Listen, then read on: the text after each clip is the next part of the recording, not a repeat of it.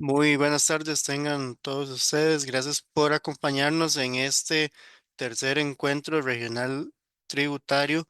Desde el Colegio de Contadores Públicos de Costa Rica le damos la más cordial bienvenida y para esta hora de la tarde tendremos el foro Precios de Transferencia y Sustancia Económica, el cual estará moderado por la licenciada y contadora pública autorizada, doña Carmen Sánchez Murillo, quien también es licenciada en Administración de Empresas, máster en Asesoría Fiscal por la Universidad Latinoamericana de las Ciencias y Tecnología, especialista en Derecho Tributario por la Universidad de Castilla-La Mancha, además que cuenta con una especialidad de Innovación y Transformación de Negocios del INCAE y una especialidad en Fiscalidad Internacional de la Universidad para la Cooperación Internacional. Además, cuenta con certificaciones en normas internacionales de información financiera y normas internacionales de auditoría del Colegio de Contadores Públicos de Costa Rica. Doña Carmen, bienvenida, buenas tardes. Buenas tardes, muchísimas gracias. Un gusto saludarlos hoy con el enorme privilegio que me da el Colegio de Contadores Públicos de moderar este foro sobre precios de transferencia y sustancia económica. Estoy encantada de presentar a nuestros panelistas, profesionales muy destacados, grandes seres humanos, que es importante decirlo. Entonces, me permito presentarlos. Laura Retes es licenciada en Administración de Empresas y abogada, con sólida experiencia en gestión administrativa, financiera y legal, con más de 10 años de especialización en precios de transferencia. Actualmente dirige la práctica de precios de transferencia de Crow Honduras y coordina el Centro Regional de Precios de Transferencia para Centroamérica. Integrado por Honduras, Costa Rica y Panamá, ha participado como expositora en diversos foros nacionales e internacionales en temas tributarios y de precios de transferencia. Muchas gracias, Laura, por aceptar nuestra invitación. Enorme privilegio también presentar a José Galíndez. José es socio de Galíndez Medrano y Asociados, doctor en Derecho por la Universidad de París-Dauphine, Francia. Cuenta con maestría en Derecho Fiscal de la Universidad de París-La Sorbona y una maestría en Gerencia Tributaria de la empresa de la Universidad Metropolitana de Venezuela. En el ámbito académico ha sido destacado profesor de tributación internacional en la Universidad del Externado de Colombia y un reconocido conferencista ante organizaciones como la OCDE, el Comité de Impuestos de Naciones Unidas, el Centro Interamericano de Administraciones Tributarias, la International Fiscal Association y TP Minds Americas. Actualmente preside el capítulo IFA de Panamá y es columnista para el diario La Prensa. Muchísimas gracias, José, también por aceptar nuestra invitación. También es un honor presentar a Armando Manzanares. Armando es socio de Consortium Legal Honduras, con más de 32 años de experiencia en los sectores de alimentos bancario, TMT, entre otros. Es especialista en Derecho Mercantil y Tributario y posee una amplia experiencia en Derecho Administrativo, Inversión Extranjera y Sector Regular. Actualmente se desempeña como director de la práctica de Derecho Tributario y Administrativo. A lo largo de su carrera ha asesorado a importantes empresas nacionales e internacionales y ha sido reconocido en publicaciones legales nacionales e internacionales por su conocimiento técnico y capacidad en materia tributaria, corporativa, civil y procesal, destacando especialmente su manejo integral del derecho en grandes proyectos de financiamiento, concesiones, fusiones y adquisiciones. Es doctorando en Derecho Tributario y Mercantil por la Universidad de San Carlos de Guatemala. Tiene una maestría en Derecho de Empresas de Suffolk Law School, Estados Unidos. Tiene un posgrado en Derecho en el área de negocios internacionales de la Escuela de Leyes de la Universidad de Georgetown en Estados Unidos y del INCAE en Costa Rica. Una licenciatura en Derecho con orientación en Derecho Administrativo de la Escuela de Leyes de la Universidad Nacional Autónoma de Honduras. Muchas gracias, Armando, por acompañarnos. Y Sergio García de la Cruz, contador público y auditor en Guatemala, socio director de la firma Loyalty, con más de 10 años de experiencia en temas fiscales, legales y precios de transferencia, creador de contenido educativo. Es mi privilegio moderar el foro con tan destacados profesionales de la región centroamericana. Y vamos a iniciar la conversación del día de hoy. Cada uno de nuestros panelistas trae su propio enfoque, su propia visión, no solo a partir de su conocimiento, sino de manera muy importante a partir de su experiencia local y regional. Buscamos tener una conversación que nos deje mensajes clave de dónde estamos y qué podemos esperar, cómo prepararnos tanto nosotros como consultores, como a nuestras empresas contribuyentes y los retos que estamos teniendo todos los actores en el sistema, sea consultores, contribuyentes, como también administraciones tributarias.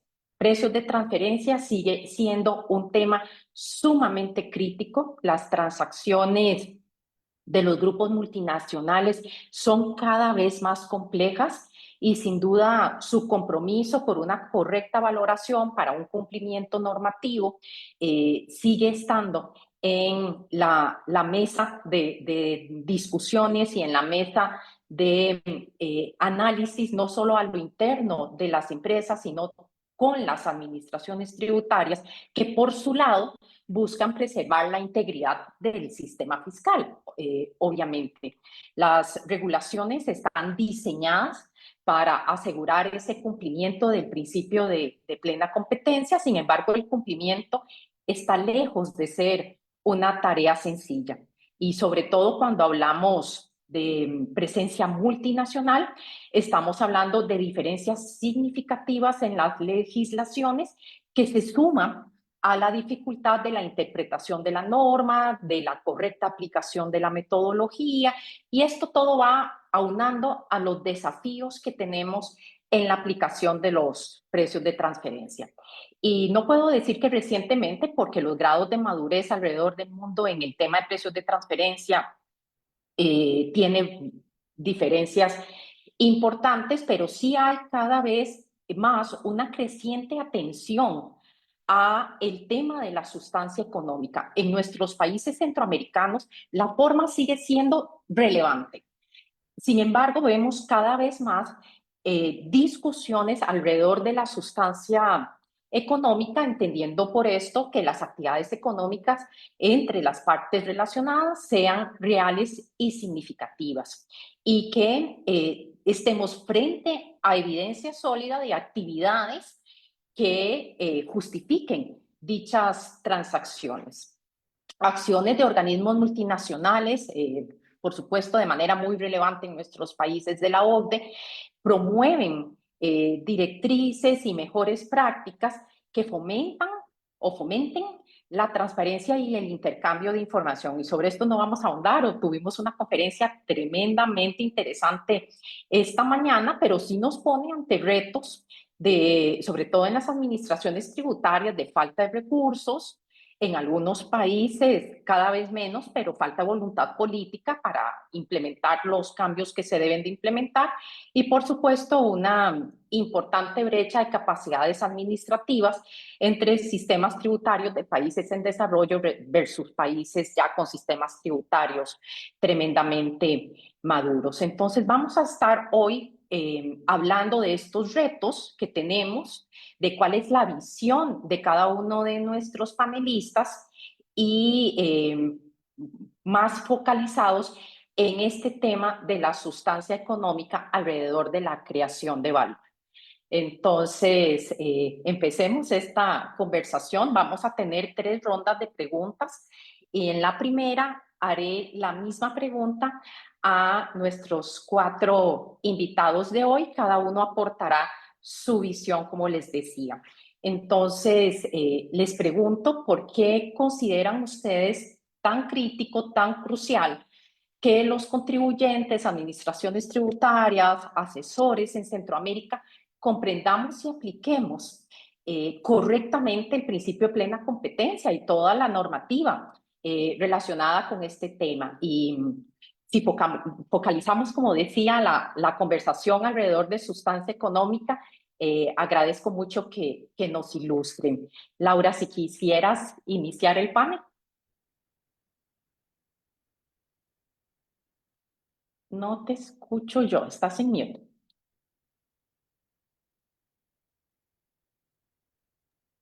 Ahora, Listo. ahora sí. Bueno, muchísimas gracias, Carmen. También el gusto es mío estar compartiendo con los colegas aquí presentes y sobre todo con esta audiencia, pues que está ya de alguna manera conectada a través de las plataformas correspondientes. En efecto, Carmen, lo que tú consultabas, o sea, desde el punto de vista del cumplimiento en Honduras de lo que es el principio de libre competencia, esto se vuelve fundamental porque es exactamente el estándar que usa el Servicio de Administración de Rentas, que es nuestra autoridad tributaria aquí en Honduras, para evaluar si una transacción intragrupo está bien estructurada, ¿no? Cuando una empresa valora sus operaciones como lo haría un tercero independiente, automáticamente reduce los riesgos de ajustes, sanciones o cuestionamientos. Recordemos que en Honduras, particularmente, las sanciones en materia de precios de transferencia son onerosas. Creo que a nivel regional somos de los países que tenemos esta sanción bastante severa, ¿no? Y pues hablan por ahí que la idea era pues que se tuviese el cumplimiento y poner sanciones onerosas en casos extremos, pero la verdad es que sí, la falta del cumplimiento de este principio de plena competencia en Honduras realmente se paga caro, como decimos aquí en Honduras. Ahora, tú nos pediste la sustancia económica, el tema de involucrar la sustancia económica. La sustancia económica definitivamente es un pilar clave de cumplimiento también, o sea, es igual de importante que el cumplimiento en sí de plena competencia. En Honduras, nuestra autoridad tributaria ya está encaminada, ya está capacitada, ya está facultada y cada vez más enterada y lo que necesita quiere evidencia real de las transacciones, es decir, ya no solo que haya un contrato que diga que A, B y C, las obligaciones y los derechos, sino que realmente ya pasó de esa parte documental a poder tener evidencia real de que esa transacción realmente se esté prestando, ¿no? Entre una parte relacionada u otra. O sea, ya no basta decir, presté este servicio o pagué esta regalía, perdón, sino que realmente hay que demostrarlo con la documentación, pues que cada una de las transacciones tengan aparejada para demostrar esa sustancia económica.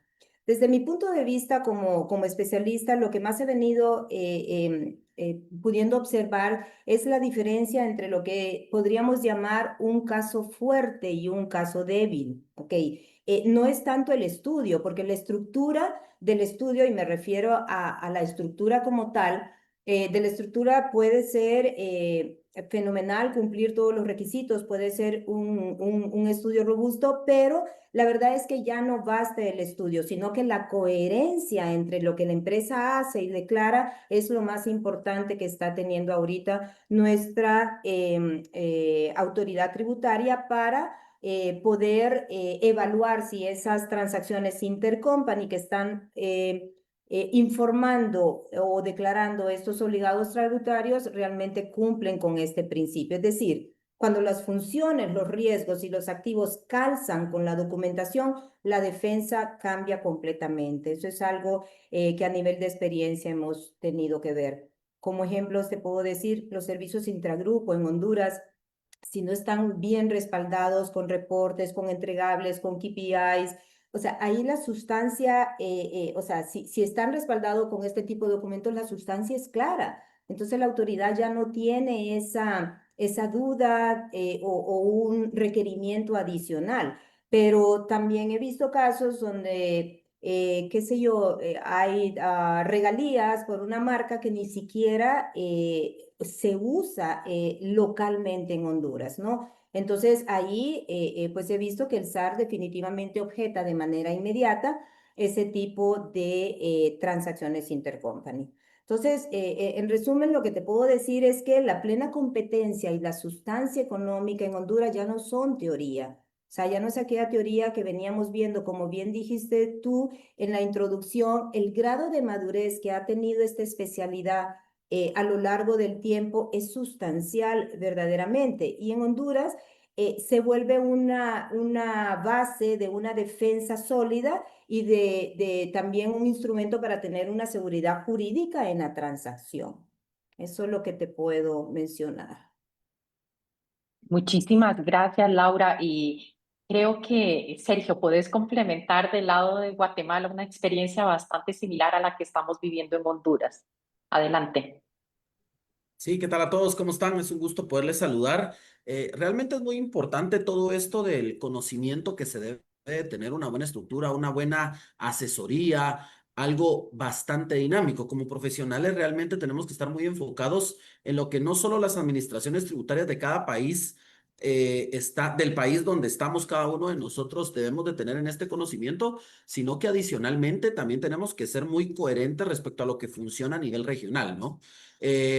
Casos como Honduras, pues creo que a nivel regional nosotros como tal tenemos casos muy parecidos, todos, ¿no? Recuérdese que las administraciones tributarias se alinean mucho a lo que precisamente hacen todos, ¿no? En los países. Y al final existe este acuerdo de poderse compartir información entre administraciones tributarias que eventualmente puede servir y ser funcional para cada una de las autoridades dentro de cada país y nosotros como profesionales estar preparados para cada uno de estos hechos. Por ejemplo, siempre lo decimos nosotros, los impuestos al final del día se tienen que pagar, ¿no? Si generamos ingresos, se tienen que pagar impuestos. Lo que tenemos que hacer es no dejarle el poder a la autoridad fiscal de que decida por nuestros clientes, por ejemplo, o por nosotros, cuánto impuesto tenemos que pagar. Pero ¿cómo logramos eso? Básicamente es teniendo el soporte necesario, la documentación necesaria, la trazabilidad adecuada. Por ejemplo, en Guatemala, y me imagino que también ya funciona en los demás países, la administración tributaria puede iniciar un proceso para acceder a los estados de cuenta, pero también, por ejemplo, podemos observar que desde las mismas conciliaciones bancarias que puede pedir en un requerimiento de información, la administración tributaria puede generar trazabilidad. Algo que se da mucho en Guatemala y creo que también funciona en los demás países y que lo deberíamos de ver a nivel de precios de transferencia por la relevancia fiscal que tiene, son también estas mismas operaciones intragrupo, ¿no? La compra-venta del producto, la prestación de servicios, creo que donde le tenemos que poner mucho más ojo es en la prestación de servicios. Muchas veces las empresas utilizan jurisdicciones diferentes a las del país donde están operando. ¿Por qué razón? Porque necesitan colocar sus servicios contables y financieros en un país, porque necesitan colocar una gestión administrativa en otro país, porque en otro país tienen donde tienen la gestión del software que utilizan a nivel regional, entre muchas otras cosas. No va a depender mucho de la empresa que pues esté desarrollando las actividades. Sin embargo, la consultoría y la asesoría tienen que ir siempre, siempre, siempre en función de la prevención. Lamentablemente, pues ahí sí que dependemos mucho de los mismos clientes que en algún momento sean receptivos a la prevención porque no estamos acostumbrados a invertir en la prevención a nivel general, ¿no? Sino que es en la corrección, en el apagafuego. Y creo que en eso pecamos mucho de inocentes en algún momento los mismos clientes, pero también nosotros como profesionales en no dar la asistencia adecuada. Por eso tenemos que estar constantemente, ojo a esto, constantemente capacitados y con conocimiento y rodearnos del equipo necesario para conocer realmente lo que está funcionando a nivel regional. Por ejemplo, estos encuentros regionales funcionan muy bien para conocer la estrategia y la dinámica que está funcionando en cada país. Hablábamos precisamente detrás de todo esto cuando nos reuníamos cómo son el tema sancionatorio, ¿no? Y cómo en Honduras es muy castigador, pero por ejemplo en Guatemala no te castigan de igual manera que en Honduras el no presentar un anexo de precio de transferencia. Pero eso lo iremos platicando durante este foro. Pero la intención puntual en todo esto es de que tenemos que generar la trazabilidad, tenemos que generar lo que hablábamos, ¿no? Esa sustancia económica, esa validez. Por ejemplo, nosotros como Guatemala somos de los pocos países que tenemos dos impuestos, dos regímenes del impuesto sobre la renta. Y eso abre un gran mundo de oportunidades en donde la esencia de los dos regímenes era porque diferentes empresas no les convenía pagar sobre utilidades, sino que sobre ingresos, pero nunca ha existido una prohibición de que utilizar los dos regímenes sea o forme parte de una estrategia fiscal para la disminución de impuestos, por ejemplo. Y es una discusión que se tiene constantemente en Guatemala respecto a por qué me querés castigar si yo tengo un grupo empresarial local. ¿Y por qué lo menciono? Porque igual funciona a nivel regional.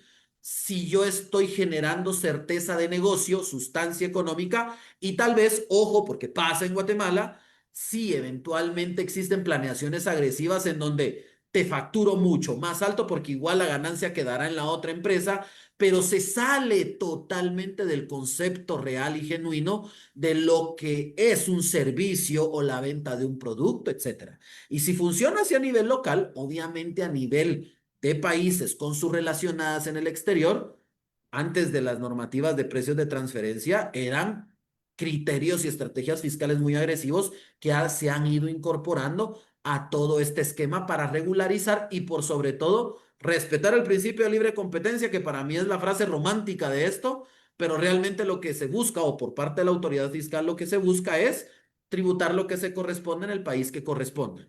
Todo bajo ¿qué? Un rango. Yo, como siempre lo digo, no le tenemos que dejar el poder a la administración tributaria que decida por nosotros cuánto impuesto debemos pagar, cuánto ajuste, porque los ajustes vendrán a la estarán a la orden del día, es función de la administración tributaria hacerlo. Sin embargo, nosotros como consultores tenemos que estar capacitados, documentados y darle una buena asistencia al cliente para poder defender todo esto y que el cliente pues también tenga la suficiente información para poder pues, resolver este tipo de situaciones de la mejor manera posible, ¿no, Carmen? Ahí puedo aportar un poquito más a lo que mencionaba Laura, pero creo que también los demás nos van a dar ahí buenos tips. Sí, muchísimas gracias, Sergio. Y José, te invito a darnos tu perspectiva, no solo de Panamá, sino global, que tienes buena visibilidad. Bueno, muchísimas gracias, Carmen, por la invitación y al Colegio de Contadores Públicos. Yo para responder a tu pregunta, debo conversar iniciando que las directrices de precio de transferencia 2017 y 2022 recogió lo desarrollado por el proyecto PEX del OCDE del 2014, donde señala que los precios de transferencia debe estar alineado con la creación de valor. Entonces, tú hablabas del tema de la sustancia económica. Entonces, si hay algo que quedó claro en el desarrollo de las directrices, es que los términos contractuales deben ser reales, ¿no? Entonces, no solamente vale la revisión de un contrato, la documentación comprobatoria, bien sea estudio de precio de transferencia, denominado archivo local, o la documentación del grupo empresarial, archivo maestro, sino que deben ser reales. Entonces, en ese tema hay dos temas que hay que tener, que debemos tener presentes. Si los términos no son, si la circunstancia económica no es real o no alinea los precios de transferencia, la administración tributaria pudiese desconocer la transacción, es decir, habría un ajuste primario de precio de transferencia. Entonces, en los aspectos más relevantes que podemos ver, por ejemplo, el desconocimiento de un servicio intragrupo. Si realmente no se cumple con la delimitación precisa de la transacción, se desconoce ese gasto.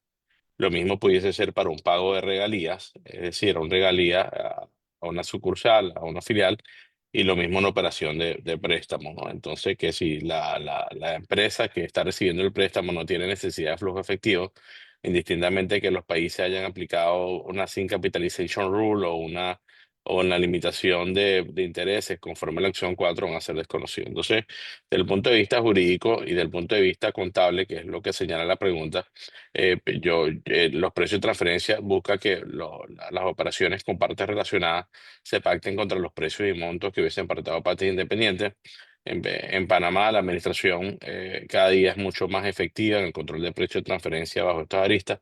De hecho, en muchos de los países de los que ya han conversado, las administraciones tributarias siguen las directrices de precio de transferencia del 2022, indistintamente que tengan una cláusula que dicen que la normativa local, mientras sea coherente, pero eso se está aplicando a nivel de las auditorías. Un aspecto para tratar de cumplir con el tiempo que nos diste, Carmen, es que las administraciones tributarias, con la adopción del reporte país por país y el análisis de riesgo de precio de transferencia, supongamos que exista un pago de regalía o la aprehensión commodity, por ejemplo, a Bahamas. todos sabemos que Bahamas no tiene actividades reales. Entonces, si, por ejemplo, existe una operación con una sociedad conducto que no siga los criterios de funciones, activos y riesgos, probablemente exista un desconocimiento de la autoridad tributaria. Y con esto dejo esta primera parte, Carmen.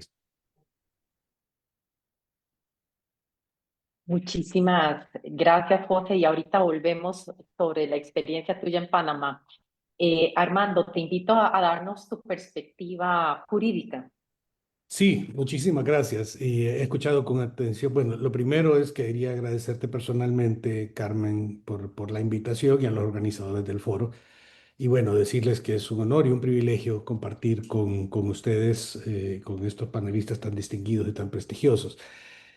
A ver, mi visión es jurídica y yo tiendo a ser un poquito filosófico a veces, entonces voy a pedir disculpas, pero quería arrancar precisamente con este tema de la sustancia económica. Para mí, el concepto de sustancia económica es un concepto valorativo, es un concepto que tiene que ver con básicamente la esencia de la operación, de la transacción o del negocio en un momento determinado, pero más tiene que ver con cómo se valora si efectivamente ese negocio, esa operación o esa transacción tienen una sustancia o tienen una esencia que les permita ser caracterizados como tales, ¿no?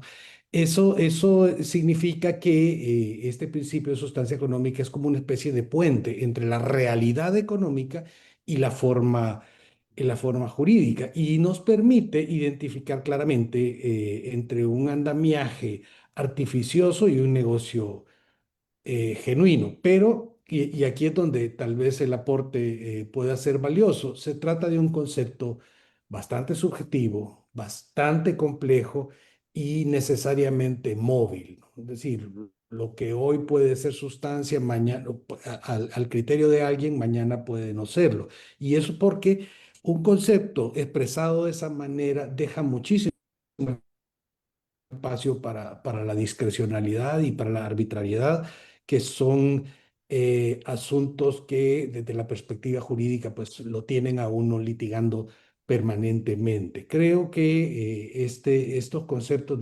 concepto particularmente debe acotarse desde principios constitucionales como el de la legalidad, el de la certeza y sobre todo el de la razonabilidad. Creo que necesita acotamiento y necesita mayor regulación, un principio como el de la sustancia económica.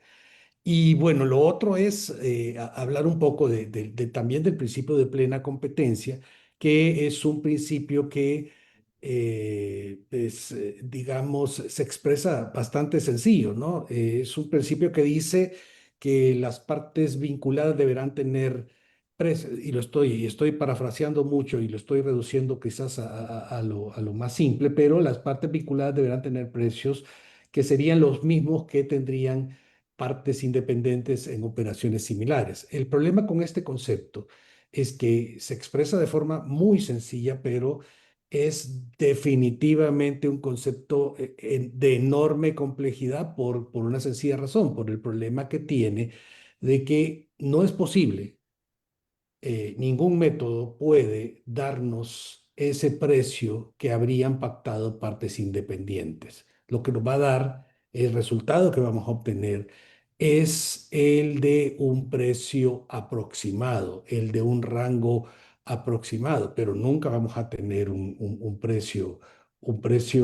cierto. Ya lo decía un tratadista que se llama Jared Browning, que básicamente es una ficción porque es un precio verdadero, pero que no existe en la realidad. Entonces, el principio de plena competencia tiene ese problema y siempre vamos a tener ahí un valor aproximado y nunca un valor cierto. Pero pues no deja de ser un estándar internacional, no deja de ser una herramienta valiosísima para el trabajo de la tributación internacional y nacional y no deja de ser una herramienta importantísima para establecer un equilibrio entre empresas internacionales y locales y entre administraciones tributarias para establecer un equilibrio de pagar los impuestos donde corresponde. Así que el entendimiento de este principio son fundamentales. Esa es la pregunta. Esto es crucial para todos los usuarios, pero la aplicación me parece que es un poquito más matizada porque sí hay que trabajar bastante en entender un poco cómo funcionan estas reglas y cómo funcionan en cada caso particular. Es, no, pues dejo para más adelante tal vez algunas otras reflexiones. Gracias. Perfecto, sí, Armando, me gustaría volver ahora en la segunda ronda de preguntas con unos conceptos que tocaste. José, y me gustaría volver con vos primero para la segunda ronda de preguntas. Tocaste ahora el tema de creación de valor, que es el corazón de nuestro foro el día de hoy. Y sin duda, Panamá es quizá de las jurisdicciones más maduras de la región en materia de precios de transferencia, y hay casos muy interesantes que son objeto de estudio en nuestros países para entender qué podemos esperar, por ejemplo, en Costa Rica. Hay discusiones que nos ilustran muchísimo cómo piensan las administraciones tributarias. Entonces te pregunto, José, ¿cómo se traduce la sustancia económica en las auditorías y en la resolución de controversias fiscales según tu experiencia?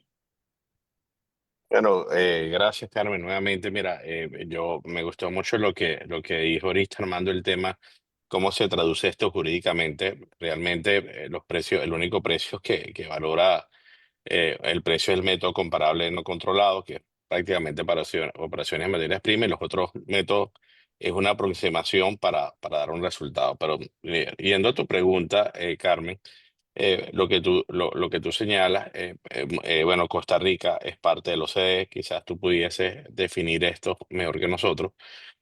Los otros países de Centroamérica no son miembros de la OCDE, pero sí son parte del marco inclusivo.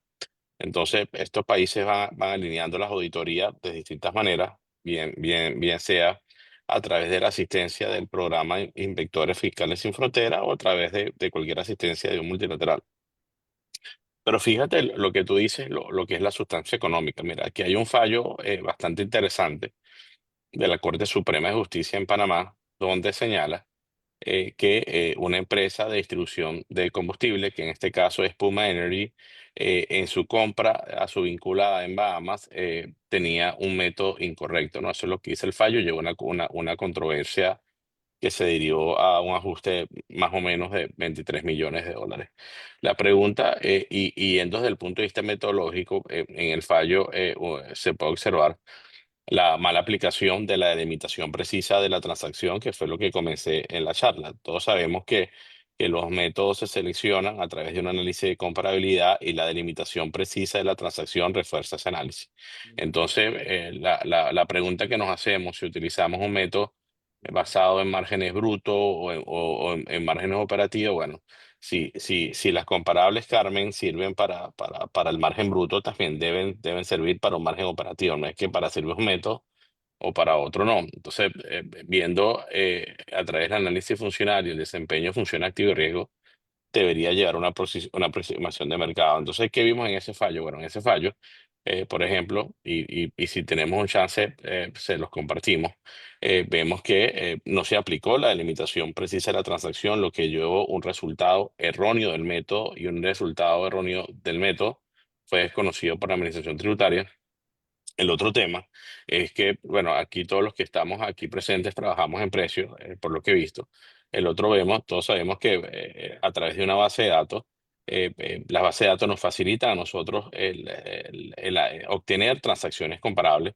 Sin embargo, una base de datos no va a cometer un error de poner un costo o un gasto.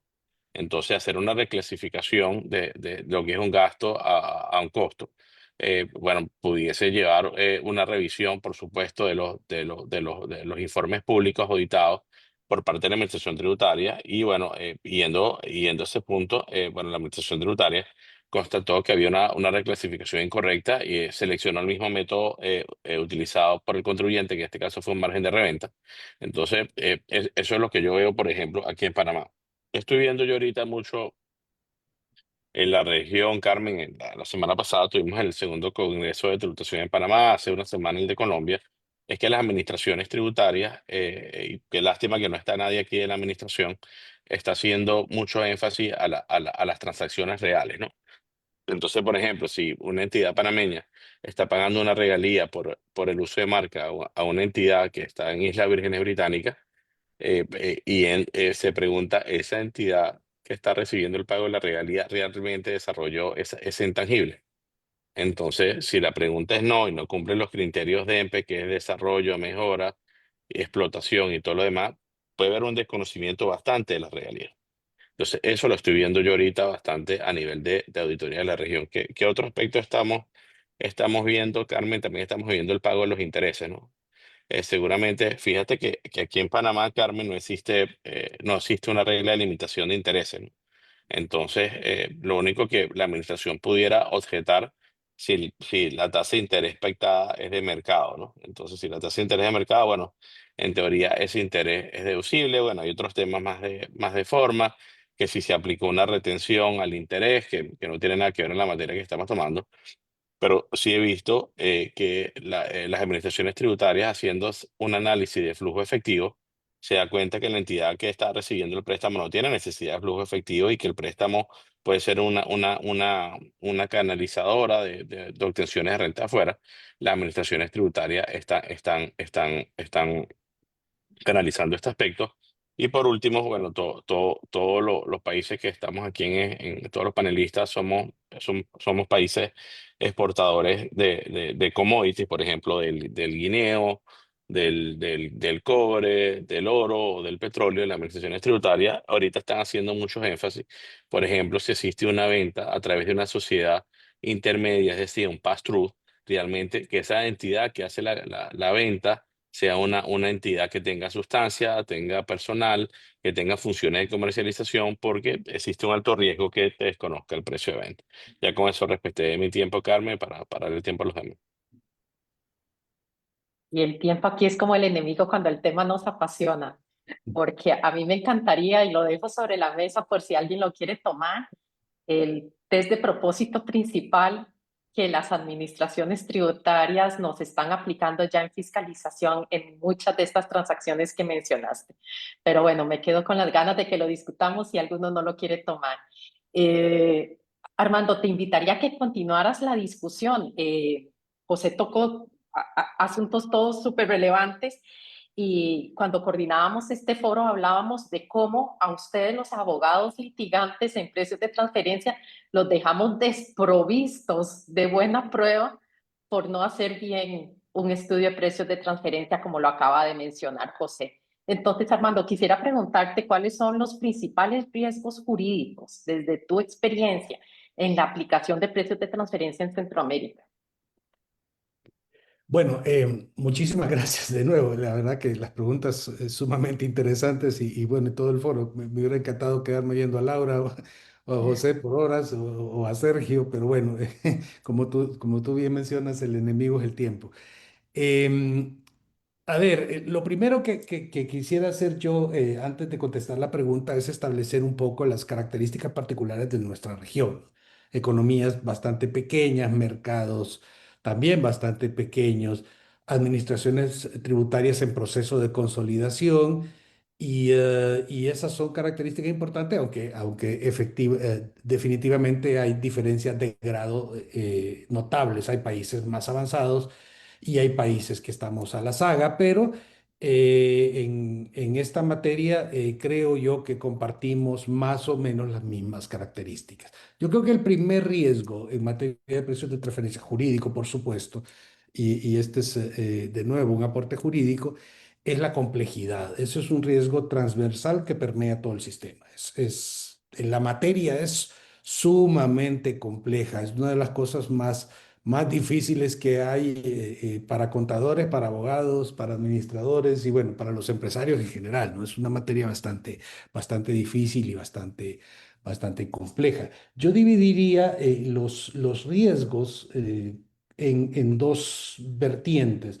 La primera serían los riesgos que están controlados por el obligado tributario, que son básicamente el riesgo de cumplimiento formal y el riesgo de cumplimiento material, que es básicamente mucho de lo que hemos estado conversando. El cumplimiento formal, que es básicamente no tener la capacidad interna de empleados o de la misma compañía para elaborar declaraciones, para preparar los estudios, para acompañar la documentación que se debe acompañar en tiempo. Y el segundo, que es material y que es más de coherencia, ¿no? Que los documentos no sean coherentes con las actividades que realiza la empresa y que no sean o que no documenten lo que realmente está pasando en materia materialmente, pues que la contabilidad, que las operaciones, que la trazabilidad no se dé como debería darse, ¿no? Ese creo yo está bajo el control del obligado tributario y son riesgos que puede prevenir si lo maneja bien. Pero hay riesgos que ya no están bajo su control, que son riesgos que tienen que ver más con temas del sistema. Por ejemplo, el de la certidumbre. Yo creo que en nuestros países hay un problema grave de certidumbre. Las normas son, en esta materia particularmente, de naturaleza amplia, bueno, recientes para empezar, pero pueden ser interpretadas de forma amplia y de forma variable.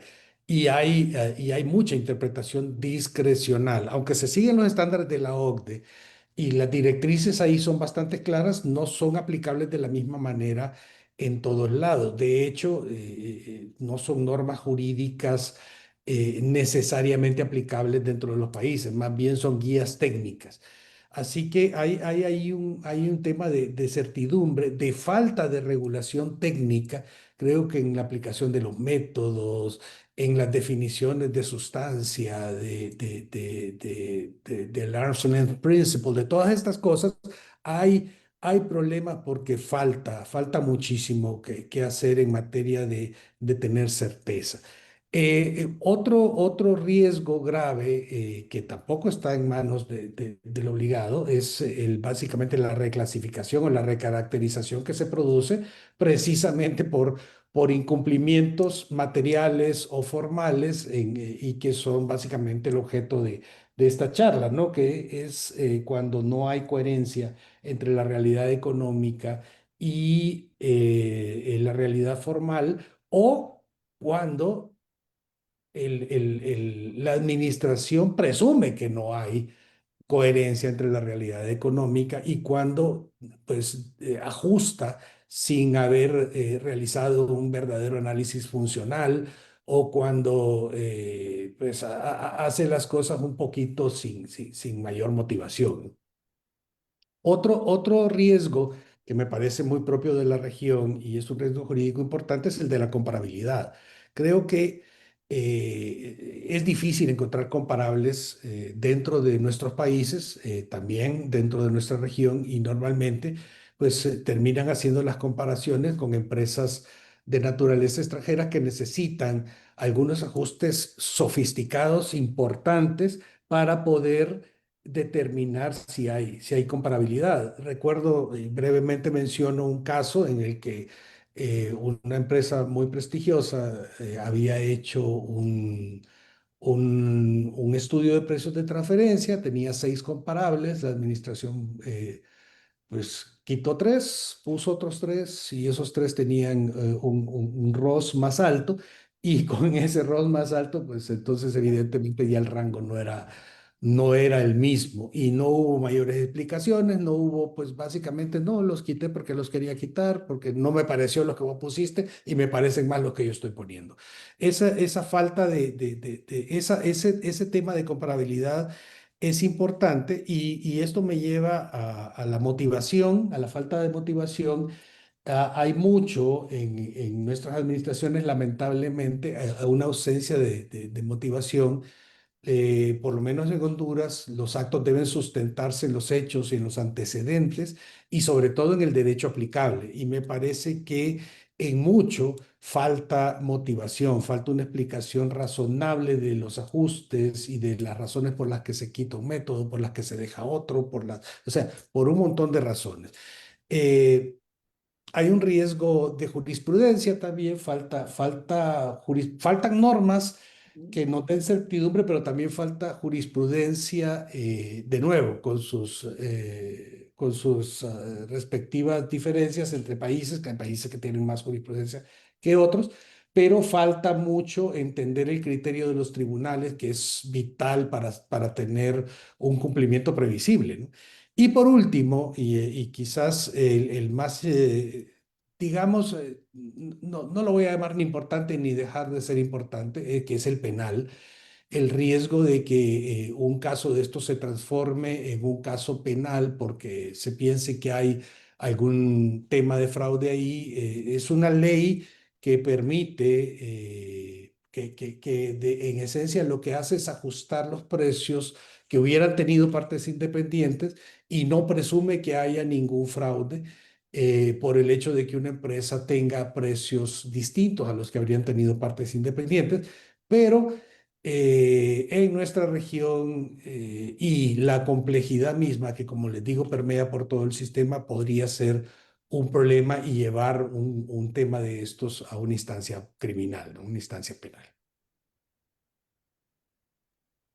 Muchísimas gracias, Armando. Y tomando solo algunos conceptos que José y Armando nos han mencionado entre toda la riqueza de sus comentarios, me gustaría, Sergio, invitarte, con base en la experiencia que nos han compartido ambos, que nos dieras tu perspectiva de qué consideras clave ya cuando estamos en cumplimiento para determinar ese precio de plena competencia.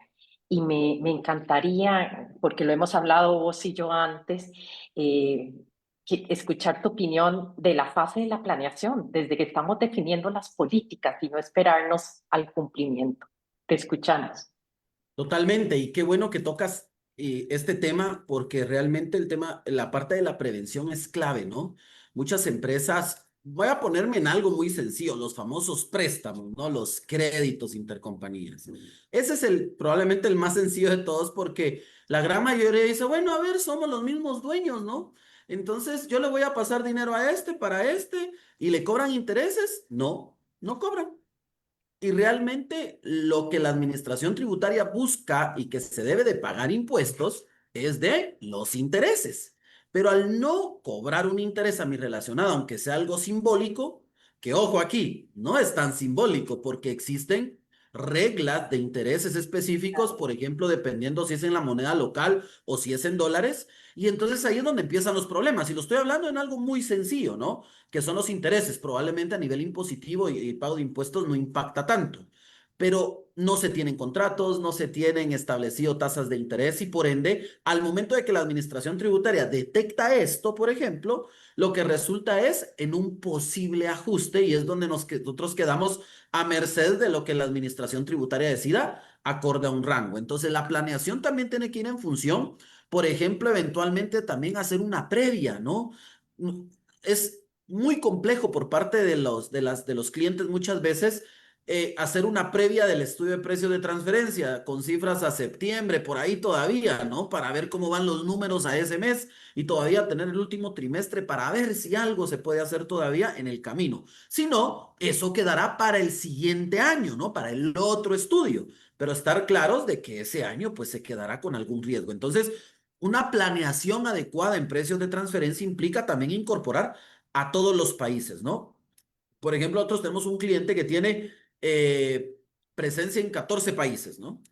Y aquí hay que estar claros en cómo va a ser la planeación acorde a cada país, con su normativa, con su tipo de operación, porque en algunos casos son algunas operaciones entre unos países, pero otras con otros, ¿no? Entonces, es un jueguito de operaciones que tiene que tener una buena y una adecuada planeación fiscal, una buena y una adecuada planeación en tema de precios de transferencia, pero de la mano con el cliente. Eso es algo clave, porque muchas veces creen que uno tiene que descubrirles toda el agua azucarada y recordemos que nosotros como consultores en precios de transferencias, yo le digo así como que somos la cola del burro, ¿no? Somos los últimos. A nosotros son los últimos que nos mandan la información, somos los últimos que nos aprueban todo.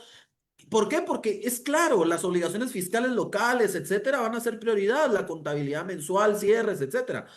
Y por ende nosotros también tenemos este proceso de hacer planeación es un poco más difícil porque cuesta primero que desde la idiosincrasia el cliente también nos permita apoyarles de esa manera.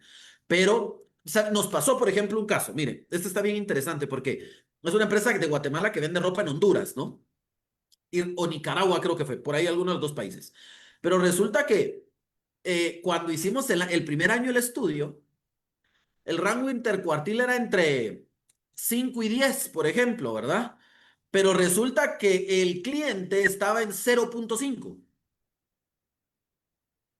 Y entonces nosotros, mire, ¿qué pasó, no? ¿Por qué estas grandes diferencias?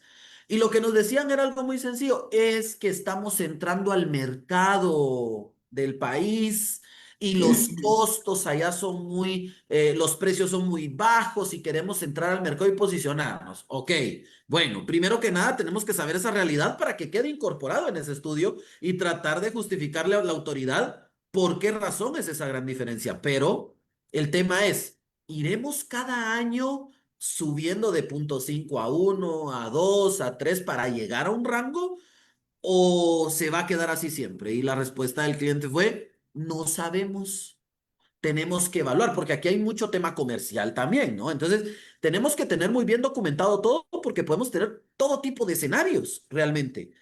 Y si nosotros no tenemos bien documentado, bien planeado, bien organizado, si todavía no nos preocupamos ni siquiera por la obligación, porque me imagino que en todos los países de la región pasa que, por ejemplo, Costa Rica ahorita que ya está la obligación del anexo, pero hasta antes de eso muchas empresas decían, no me piden el anexo, mejor ni lo hago.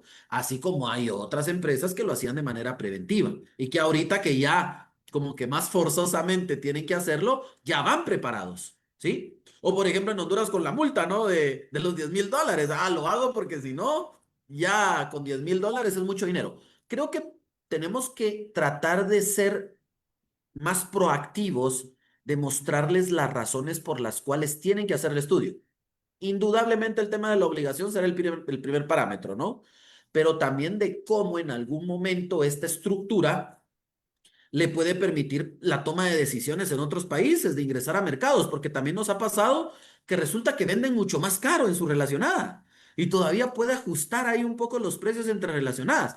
Por eso digo, pasa mucho, Carmen, ¿verdad? Y con todos aquí, pasa mucho, ¿verdad? De diferentes escenarios acorde a las empresas que se tiene que analizar de manera preventiva, pero tenemos que trabajar primero en la idiosincrasia de las personas, en donde no tenemos que esperar el problema, sino tratarlo de prevenir lo más posible. Si yo ya sé que tengo que hacer el estudio, tratemos de prevenirlo. En Guatemala les comento, ya este año empezaron a pedir requerimientos de información, no como el típico que pedían en los segundos semestres de cada año, no, ya fueron más invasivos, ya pidieron información más específica, por ejemplo, matriz de rechazo, ya, o sea, fueron más específicos a esa información.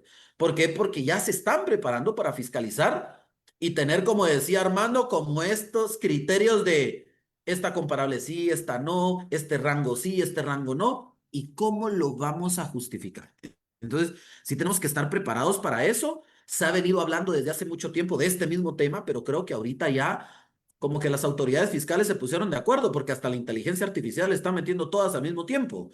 Y sí tenemos que ver que eso tenemos que estar muy bien enfocados nosotros como especialistas de cómo está funcionando en toda la región, principalmente si tenemos clientes que tienen operaciones en todos los países, ¿no?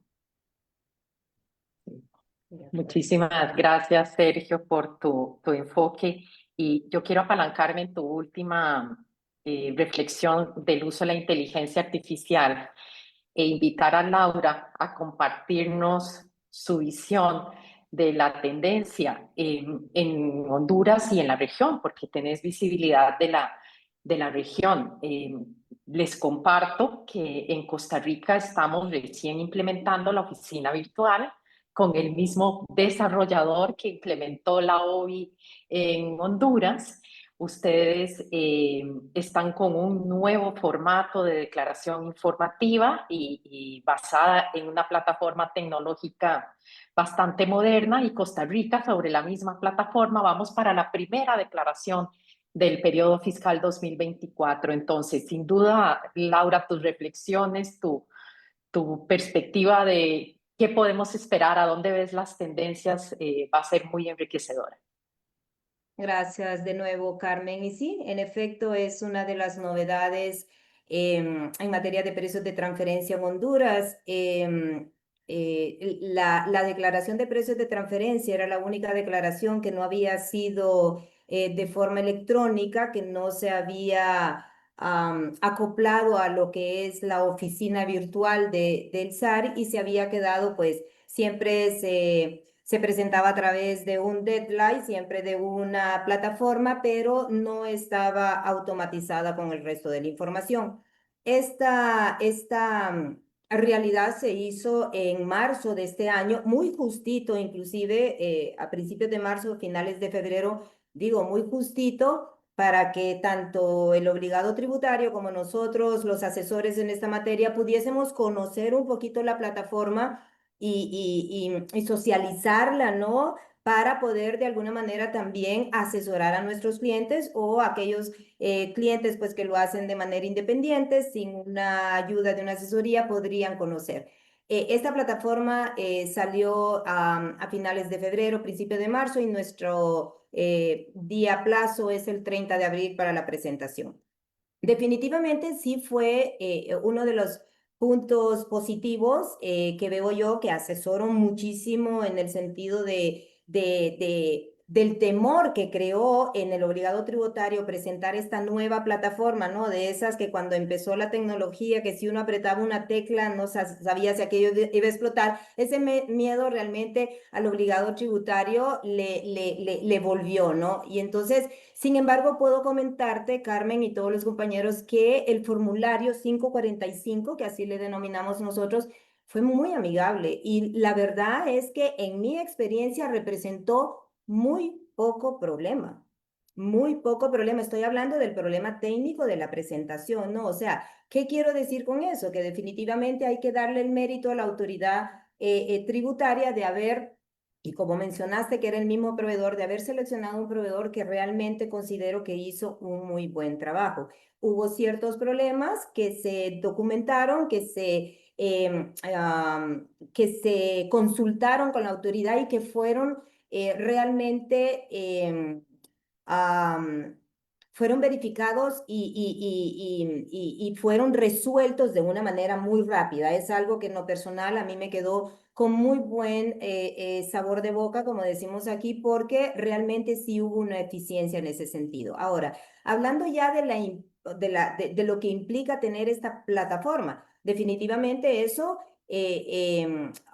como decía Sergio, le ayuda a la autoridad tributaria a tener una mejor fiscalización, es decir, el cruce de inteligencia, de información fiscal, o sea, esa información fiscal que ahora tiene la autoridad de cruzar, o sea, declaraciones de renta, declaraciones de compra, estados financieros, declaraciones de terceros del mismo grupo, nóminas, o sea, todo ese cruce de información definitivamente junto con la declaración de precios de transferencia anexada a esta plataforma virtual, definitivamente es una ventaja técnica que no debemos de menospreciar de la autoridad fiscal ante el obligado tributario con esta obligación, valga el juego de palabras, de este cumplimiento del principio de libre competencia. Es decir, esta plataforma está enlazada con la de renta, sobre todo, ¿verdad? Que se presentan el mismo día. Es algo que también es muy importante aquí en Honduras, que es el mismo día de plazo, ¿no? Digamos, en México se presenta la renta en un tiempo y la declaración de precios de transferencia en otro. Aquí no, aquí cometemos el error el mismo día o sea, acertamos el mismo día, ¿no? Entonces, tan así que realmente los contadores en algún momento o los encargados de presentar esta declaración no saben cuál presentar primero, si la de renta, si la de precios de transferencia, porque realmente sí antes no había ese cruce inmediato, ¿no? De esta información que, como les reitero, le da una ventaja a la autoridad de tener una información mucho más rápida, más expedita, más inmediata y sobre todo con un cruce ayudado tanto con la inteligencia fiscal como con la inteligencia artificial. No tenemos que desconocer que estos dos grandes temas de esta era de la globalización están siendo de bastante ventaja también para la autoridad tributaria.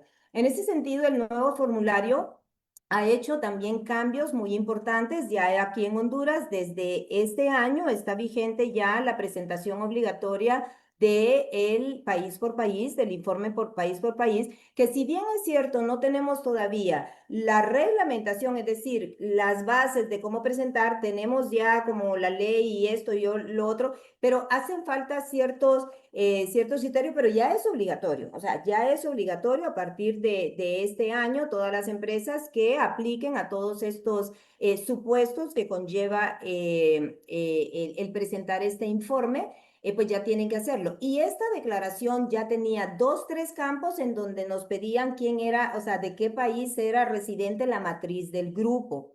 Y digamos, habían algo interesante que sucedió es que no, se tenía que contestar sí o sí. O sea, yo podía tener un cliente, por poner un ejemplo, que era de la actividad de la estación de gasolineros, ¿no? O sea, gasolineros, el sector gasolinero que le llamamos, que no necesariamente pertenece a un grupo multinacional que tenga que ver con el cumplimiento del informe país por país, pero el aplicativo no daba opción de sí o no, o sea, teníamos que poner el nombre de la planta. Entonces, estamos viendo ya como decía Sergio, voy a tomar la palabra también, la planeación de la que habla Sergio, o sea, en base a nosotros como especialistas, la planeación también de la autoridad en el sentido de ya ir como investigando la población de los obligados tributarios que pudiesen estar sometidos a este cumplimiento, ¿no? De este país, de este informe país por país.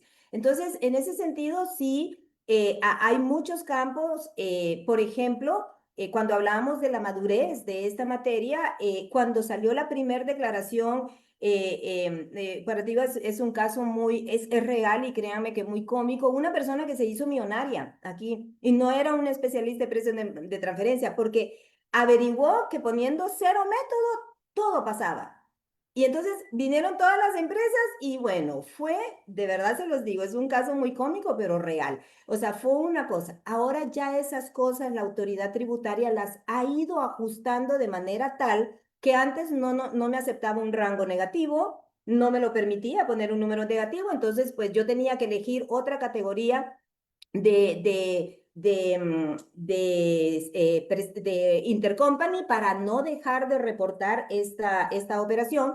Y ha ido mejorando y en donde ya definitivamente se hace de manera electrónica por completo, ha actualizado campos como que le pregunta ahora si ha hecho un análisis de comparabilidad, que era lo que veníamos platicando los demás colegas, que son, como bien dijo Armando, o sea, temas que realmente siguen siendo pues subjetivos, pero lo pregunta la autoridad, es decir, ahora uno tiene que declarar, como tal lo dice el aplicativo, es una declaración jurada, ¿no? Declarar si hubo ajustes de comparabilidad o no hubo ajustes de comparabilidad. Entonces, estos temas del sí o no, de estas respuestas que piden los aplicativos, dan pauta a lo que decía Armando después de que, pero es que usted dijo que tenía un ajuste de comparabilidad, ahora demuéstremelo. O sea, son temas que realmente pueden llegar a desnaturalizar esa facultad que tiene la autoridad tributaria de poder recategorizar o, como decía Armando, de quitar comparables o no quitar comparables. Entonces, en ese sentido, esto es lo que les puedo decir de que definitivamente este nuevo formulario ya no solo pide montos anuales, sino montos por transacciones con partes relacionadas. Antes pedían los ingresos y la segmentación de si eran con partes relacionadas o con tercero era optativa, era voluntaria, ahora no. Ahora realmente ya la declaración dice, con parte relacionada tiene o no tiene. Si usted pone 0, pues entonces ya está faltando a la declaración jurada que implica ese aplicativo. Entonces, definitivamente sí pide, si hay existencia documental, pide si los análisis están hechos basados en un estudio de precios de transferencia o no. O sea, realmente pide mucha información que una vez condensada y procesada, estoy seguro y no tengo la menor duda de que es una ventaja sustancial para la autoridad tributaria a efectos de poder hacer fiscalizaciones. Sí tengo que comentar que, y creo que el abogado Armando pues nos puede ampliar, de que todavía la fiscalización en Honduras está un poquito como en pañales. Son casos como precisos, específicos, ¿no? Pero yo le puedo decir que del mundo de clientes que tenemos, probablemente un 8% de mis clientes han sido fiscalizados. El otro 92% no pasa nada. Eso no significa de que haya tenido blindaje o que haya tenido toda esta sustancia económica y todos estos temas que hemos venido hablando de manera documentada y todo, sino que realmente no han sido fiscalizados, no han sido fiscalizados unos que otros y probablemente han sido fiscalizados por otro tema y han realizado una auditoría. Lo que sí es importante en Honduras, y creería yo que en la región, es que Precios de Transferencia sí está siendo un canal para hacer auditorías de escritorio para las empresas.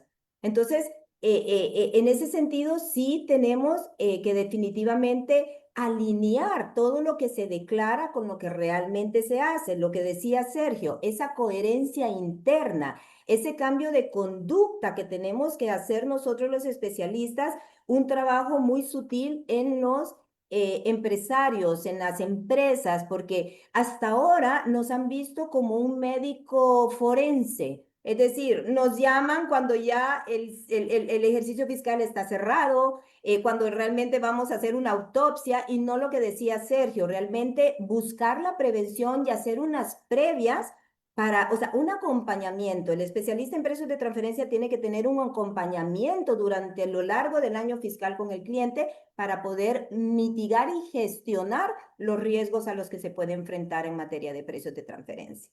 Mil gracias, Laura, por tus reflexiones y nos adelantas mucho de lo que podemos tener en Costa Rica, aunque en Costa Rica he de admitir que sí traemos fiscalizaciones y ajustes importantes de precios de transferencia.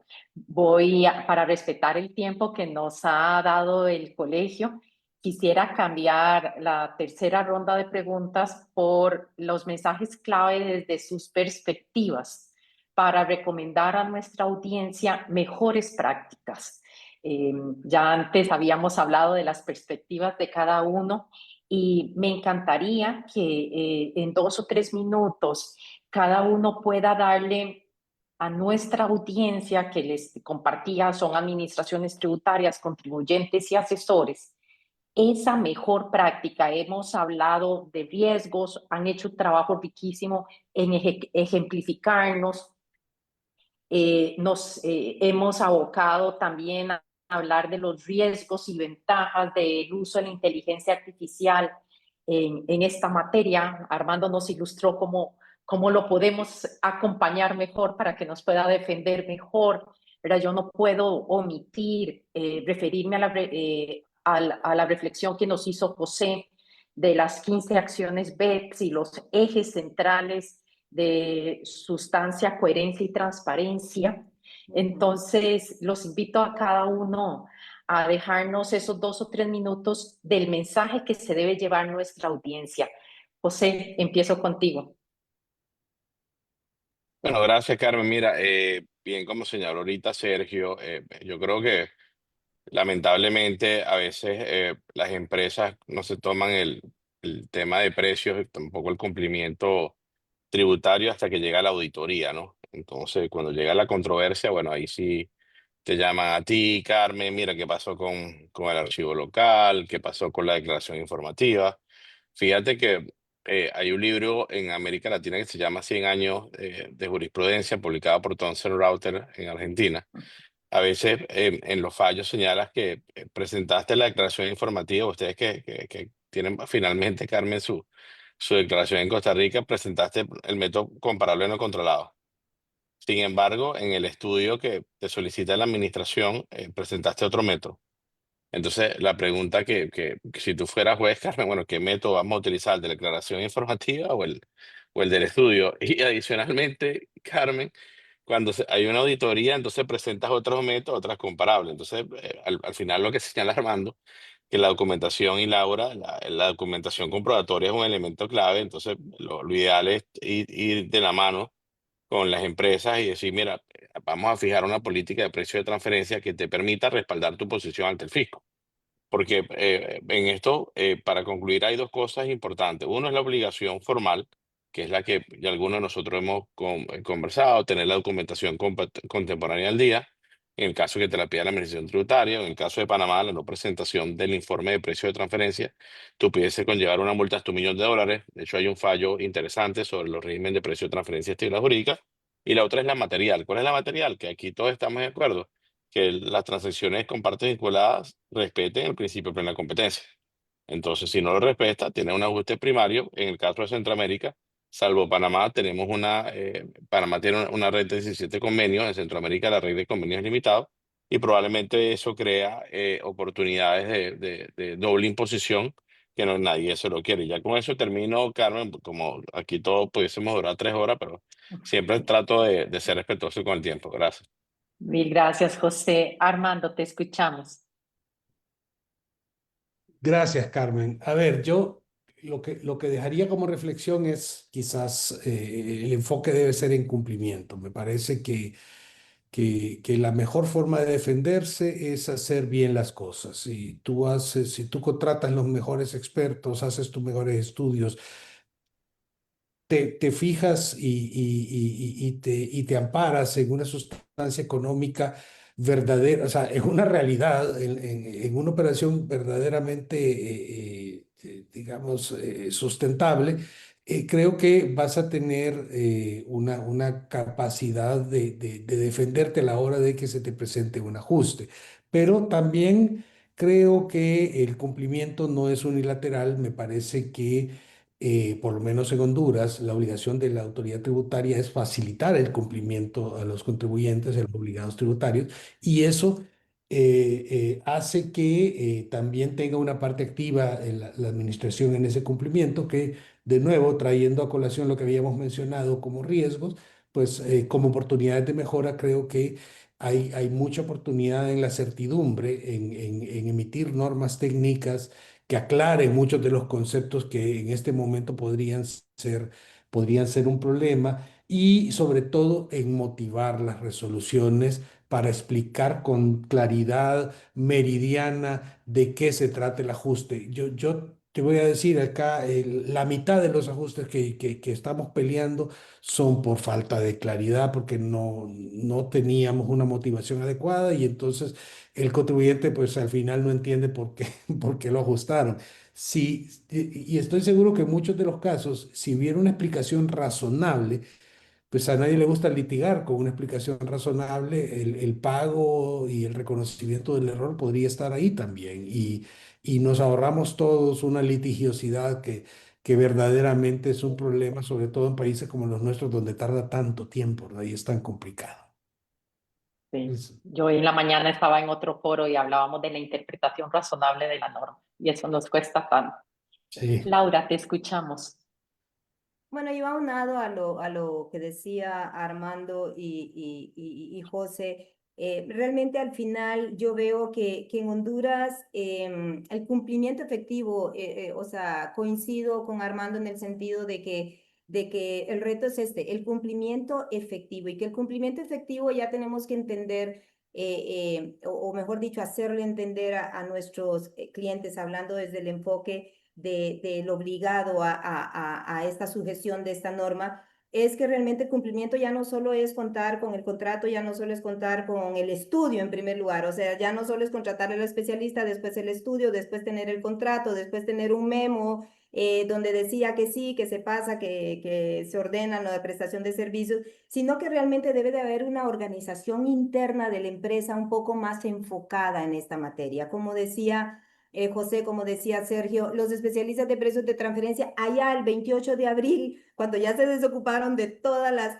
las obligaciones, que no dudo que no las tengo ni tampoco los estoy juzgando, pero allá nos dan, entonces, esos 2 días que nos dejan, estoy hablando en sentido figurado, ¿no? Esos 2 días que nos dejan tampoco es suficiente para nosotros, los especialistas, hacer toda esta historia de la transacción, o sea, todo este análisis funcional que va a ser el que nos va a robustecer y el que nos va realmente ayudar a gestionar el riesgo de tener el mejor resultado, ¿no? Para el cliente. Entonces, en ese sentido, es importante ese cambio y de verdad, yo lo podría resumir como decía, no sé si fue Armando o José que decían que era un filosófico, creo que fue Armando, o sea, cuando hay sustancia, evidencia y coherencia, todo fluye.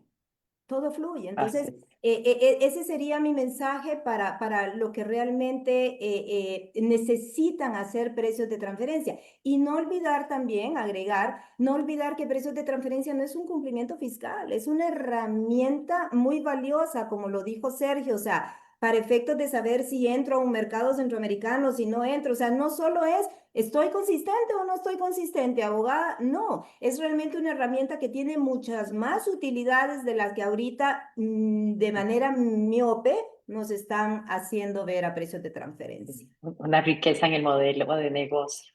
Mil Así es. gracias, Laura. Sergio, si nos haces el cierre, por favor. Yo ya no sé qué compartir adicional a lo que los distinguidos colegas y profesionales acaban de compartir, pero tal vez me voy a cerrar en dos específicos. El primero es el que va enfocado del lado de los clientes, ¿no? De las empresas, y es el tema de prevención, de planeación, de cumplimiento y de tener lo mejor estructurado posible los estudios, la planeación para la toma de decisiones, que recordemos que un estudio es una herramienta más, no es una toma de decisiones definitiva ni mucho menos, pero es una herramienta más, ¿verdad? ¿Por qué? Porque si en algún momento queda un ajuste por parte de la administración tributaria, también vamos a tener con qué defendernos. Creo que en eso estamos totalmente claros. Pero donde me quiero enfocar ahora es, y creo que no lo tocamos mucho, es del lado de la administración tributaria. Y es, por ejemplo, estamos hablando que tienen tecnologías aquí, tecnologías allá, están haciendo aquí, allá, fiscalizando, pero también ¿qué se necesita? Que no solo la autoridad fiscal busque cuestionar a quienes actualmente ya hacen los estudios de precios de transferencia, sino que también, como lo decimos a nivel local y seguro en todos los demás países lo dicen, ampliar la base tributaria, ¿sí? Que se busque quiénes son los otros obligados. Creo que todos sabemos, yo les decía a algunos amigos y todo, encontrar quiénes son personas obligadas para el estudio de precios de transferencia también es importante.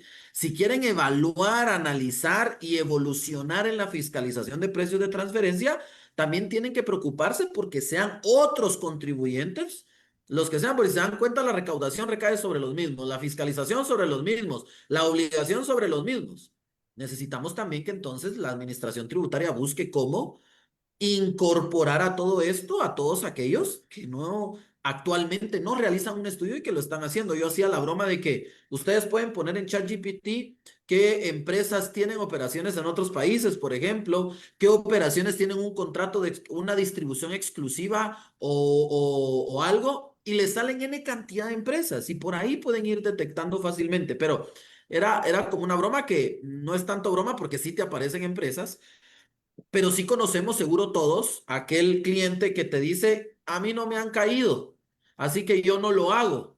O voy a ver si lo hago, pero por ejemplo aquí nosotros en Guatemala tenemos que poner en la declaración anual del impuesto sobre la renta que sí tuvo operaciones con partes relacionadas y operaciones con ellos, ¿verdad? Para poder llenar un anexo. Entonces algunos dicen, voy a hacer el estudio, pero voy a colocar que no tuve parte relacionada para que no le tenga que mandar un anexo a SAT. Entonces, creo que por ahí tiene que ir mucho este tema también para poder ir estructurando de mejor manera. Y lo último, creo que hay que poner en barbas en remojo todo esto, que la operatividad y la funcionalidad de las transacciones entrerelacionadas sea no solo mejor estructurada, sino que también sea conveniente para las empresas. Por lo que decíamos, el tema de retenciones, servicios intragrupo es de los que más se da.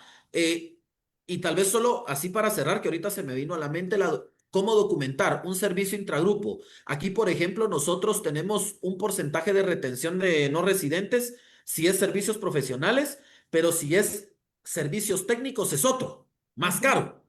Y, ujú. por ejemplo, tiene que tener la misma información, un contrato entre intercompañías, la factura y la ejecución del servicio con su documentación, para que la administración tributaria no quiera cuestionar que pague sobre el mayor porcentaje y no sobre el menor, entre otras cosas, ¿no? Pero es como para dejar ahí al final esto, poner sobre la mesa esto, y ha sido un verdadero gusto haber compartido con ustedes en esta tarde. El gusto ha sido nuestro. Tomamos muchos temas para siguientes foros. Ha sido mi privilegio, el del Colegio de Contadores Públicos y el del gremio, escucharlos a ustedes hoy, no solo su conocimiento, sino su experiencia y la bondad con la que nos han compartido todo durante esta tarde. José, no sé si hay preguntas para el foro.